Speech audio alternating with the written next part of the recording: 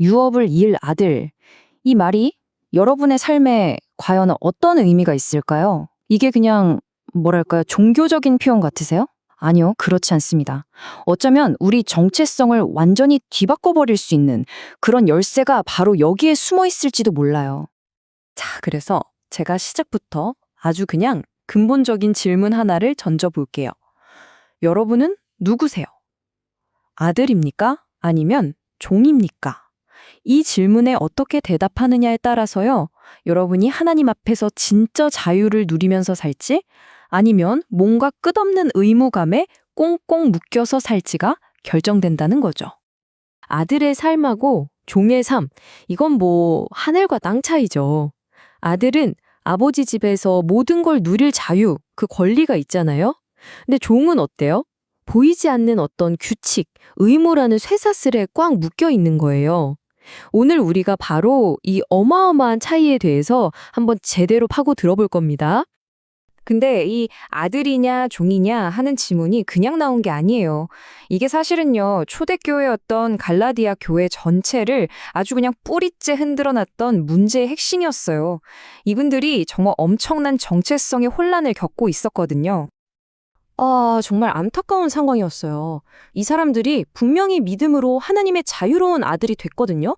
그런데 갑자기 어디선가 나타난 거짓 교사들이 와서 이렇게 말하는 거예요. 아니, 그것만으론 부족해. 율법의 여러 가지 행위들을 다 지켜야 진짜야 라고요. 와, 자유를 맛본 아들이 다시 꽁꽁 묶인 종의 자리로 돌아갈 그런 위험에 처하게 된 거죠.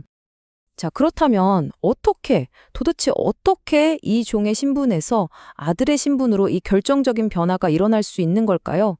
성경은 이걸 정말 기가 막힌 비유로 설명하는데요. 그게 바로 그리스도로 옷을 입는다는 거예요. 그리고 이 변화를 공식적으로 딱 선포하는 절차가 바로 세례예요. 근데 세례가 그냥 물 뿌리는 그런 의식이 절대 아니고요. 그 핵심, 본질은 바로 그리스도와 하나가 되는 것. 즉, 연합에 있어요. 비유하자면 법적으로 입양 서류에 도장을 쾅 찍는 것처럼 우리가 영적으로 하나님의 아들이 됐다는 걸 공식적으로 증명하는 바로 그 순간인 거죠. 이 옷 입는 비유를 한번 단계별로 생각해 볼까요? 자, 첫 번째, 종으로 살던 과거에 낡고 더러운 옷을 그냥 훌훌 벗어던지는 거예요. 그리고 두 번째, 그리스도라는 정말 눈부시게 영광스러운 새 옷으로 갈아입는 거죠. 마지막 세 번째, 그 새 옷에 어울리는 완전히 새로운 삶을 살아가는 겁니다. 와, 정말 강력한 이미지 아닌가요? 이거 한번 상상해 보세요, 여러분. 진짜 비싸고 멋진 아끼는 새 옷을 입었어요. 그러면 혹시라도 뭐 묻을까봐 행동 하나하나가 조심스러워지잖아요. 그쵸? 반대로 낡고 더러운 옷을 입었을 땐 어때요? 그냥 바닥에도 털썩 주저앉고 그러죠. 그리스도로 옷 입는다는 게 바로 이런 거예요. 내가 이렇게 영광스러운 새 신분을 얻었는데 예전처럼 세상의 더러운 것들로 나를 다시 더럽히고 싶지가 않아지는 거죠. 세상을 대하는 태도 자체가 뿌리부터 바뀌는 겁니다. 자, 그럼 생각해 보세요. 이렇게 모두가 그리스도라는 똑같은 새 옷을 입게 되면 과연 어떤 일이 벌어질까요? 정말 놀랍게도요. 세상이 그토록 중요하게 생각했던 모든 벽들이 그냥 와르르 무너져 내리기 시작합니다. 그리고 바로 이 구절이 그 엄청난 혁명의 선언문과도 같아요. 갈라디아서 3장 28절 말씀이죠. 당시 사회를 떠받치고 있던 그 모든 차별의 벽들 있잖아요. 인종의 벽, 신분의 벽, 성별의 벽, 이 모든 게 그리스도 예수 안에서는 아무런 의미가 없다라고 그냥 선포해버린 거예요. 야, 이건 그 당시에 정말 충격적인 선언이었을 겁니다. 좀 더 구체적으로 보면 세 가지 큰 벽이 무너지는 거예요. 첫째는 유대인과 이방인을 나누던 인종의 벽, 둘째는 주인과 종을 나누던 서열의 벽, 그리고 셋째는 남자와 여자를 차별하던 성별의 벽이죠. 이 모든 게 그리스도라는 새로운 정체성 앞에서는 그냥 다 무의미해지는 겁니다. 근데 여기서 진짜 중요한 게 하나 있어요. 절대 오해하면 안 됩니다. 이게 모든 사람을 똑같은 복제품처럼 만드는 획일화를 말하는 게 아니에요. 그게 아니라 각자의 고유한 인종, 배경, 성별은 그대로 다 가지고 있으면서도 그 다름이 더 이상 차별의 이유가 되지 않는 정말 놀라운 하나됨, 즉 유니티를 이루는 거죠. 바로 이게 교회가 추구해야 할 진짜 공동체의 모습인 거고요. 자, 그럼 이제 이 신분의 변화가 가져오는 가장 극적인 결과로 한번 넘어가 볼게요. 그게 뭐냐면 바로 종이었던 우리가 모든 것을 물려받는 상속자가 된다는 사실입니다. 엄청나죠? 당시 로마법에 보면 되게 재밌는 게 있어요. 뭐냐면 아버지가 돌아가시고 어린 아들이 진짜 어마어마한 재산을 상속받았다고 쳐요. 그래도 이 아들이 성인이 되기 전까지는요, 후견인의 통제를 받으면서 살아야 했어요. 그러니까 법적으로는 주인인데 실제 살아가는 모습은 종이랑 다를 게 없었던 거죠. 이게 바로 율법 아래 있었던 우리의 과거 모습과 똑같다는 거예요. 그러니까 우리의 신분이 이런 여정을 거쳐온 거예요. 과거에는 율법이라는 후견인 밑에서 사실상 종처럼 살았죠.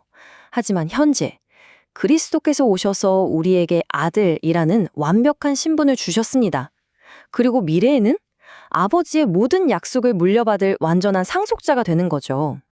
중요한 건 이 상속권이 무슨 혈통이나 나의 노력으로 얻어지는 게 아니라는 점이에요. 오직 믿음으로 그리스도께 딱 속하게 될 때 우리는 영적으로 아브라함의 자손이 되고 그 모든 약속을 상속받게 되는 겁니다. 이거야말로 정말 혁명적인 선언이죠. 자, 그런데요. 내가 정말 하나님의 아들이 됐나? 이걸 어떻게 확신할 수 있을까요? 외부적인 증거도 있지만 그것보다 훨씬 더 강력한 내적인 증거가 있습니다. 그 내적인 증거는 바로 우리 안에 있어요. 우리가 아들이기 때문에 하나님께서 그 아들의 영, 그러니까 바로 성령님을 우리 마음속에 보내주셨다는 사실. 이게 핵심입니다. 우리 안에 계신 성령님이야말로 우리가 아들이라는 가장 확실한 도장, 증거인 셈이죠. 생각해보세요. 아들의 마음이 없는데 어떻게 아들이겠어요? 마찬가지로 아들의 영이 없으면 아들이 될 수 없는 거죠. 그리고 이 아들의 영이 우리 안에 오시면 정말 놀라운 일이 벌어져요. 우리가 더 이상 하나님을 저 멀리 계신 무서운 심판관으로 보는 게 아니라 정말 친밀하게 아빠, 아버지라고 부를 수 있게 되는 거예요. 우리가 아빠 하고 부르는 그 목소리가 사실은 우리 안에서부터 터져나오는 예수님의 영, 그분의 목소리라는 거죠. 세상에 이보다 더 놀라운 관계의 변화가 또 있을까요? 결국 그리스도께서 이 땅에 오신 목적은 크게 두 가지로 요약할 수 있어요. 첫 번째는 율법이라는 감옥에 갇혀있던 우리를 값을 치르고 해방시켜주는 것. 이걸 속량이라고 하죠. 근데 여기서 끝이 아니에요. 만약 이게 전부였다면 우리는 그냥 자유로운 방랑자가 됐을 뿐이겠죠. 훨씬 더 중요한 두 번째 목적이 있습니다. 그건 바로 우리에게 아들의 명분, 즉 아들의 자격을 주시는 거예요. 이게 진짜 핵심입니다. 구원이란 건 그냥 노예 상태에서 풀려나서 자, 이제 넌 자유야. 이게 아니라는 거죠. 노예였던 우리가 하나님의 아들로 입양되어서 그분의 모든 것을 물려받을 완전한 권리를 갖게 되는 것.